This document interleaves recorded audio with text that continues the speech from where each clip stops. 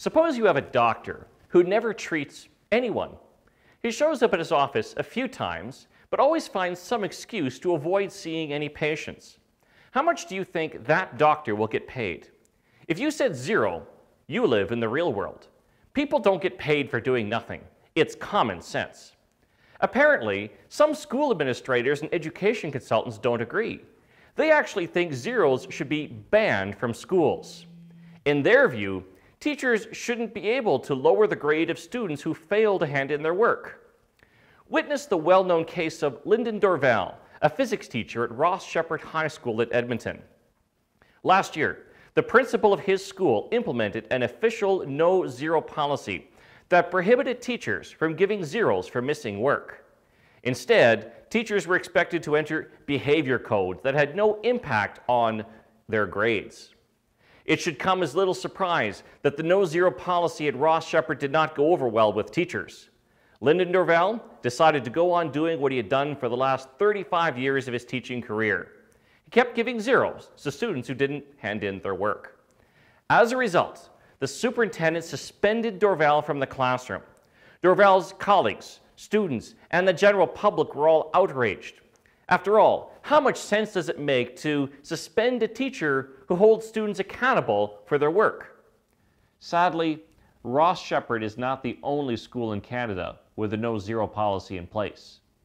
School boards from St. John's, Newfoundland to Saskatoon, Saskatchewan prohibit teachers from giving zeros for missing work.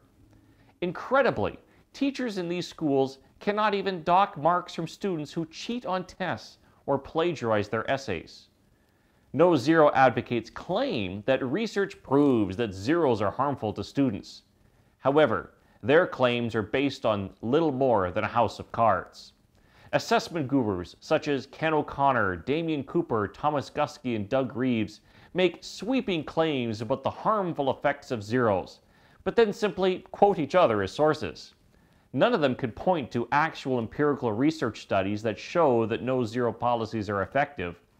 Of course, how could anyone actually think that prohibiting teachers from giving zeros is good for students? If the only consequence for plagiarizing an essay is being required to write it again, a lot of students may be inclined to take that risk. After all, what have they got to lose? Imagine if the only consequence for a lawyer who encouraged her client to lie on the stand was a requirement to do the questioning again. No self-respecting law society would stand for that.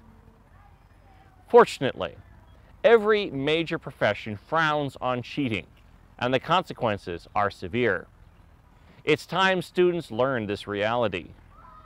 Incredibly, no-zero advocates argue that zeros are unfair because they have a negative impact on a student's grade. Of course they do. Well, that's the whole point. Failing to hand in an assignment should have a major impact on a student's grade. If he doesn't like that, then he should just complete the missing assignments. In contrast, no-zero policies encourage bad behavior. Students who submit their work on time could actually end up receiving worse marks than those who submit only some assignments. Since no-zero policies prohibit teachers from giving a zero for incomplete work, a student who hands in an assignment and receives a mark of 30 or 40% would actually have been better off not submitting it in the first place. In fact, students will figure out very quickly that it is in their best interest to pick and choose the assignments they submit. Conscientious students who hand in all of their assignments could end up at a significant disadvantage. Since when does it make sense to reward the students who don't do their work and punish those who hand everything in? Why can professional edubabblers not see that there is good reason why an overwhelming majority of people from all walks of life oppose no-zero policies? Schools need to start preparing kids for the real world, where deadlines matter and work has to get done. No-zero policies make zero sense.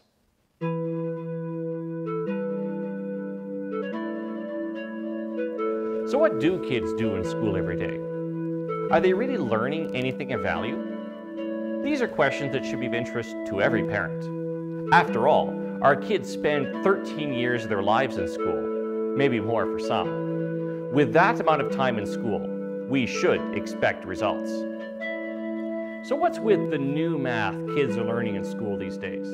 Perhaps you've seen some of the new math textbooks and wonder why they're so confusing. It's almost like they're trying to present simple problems in the most confusing way possible.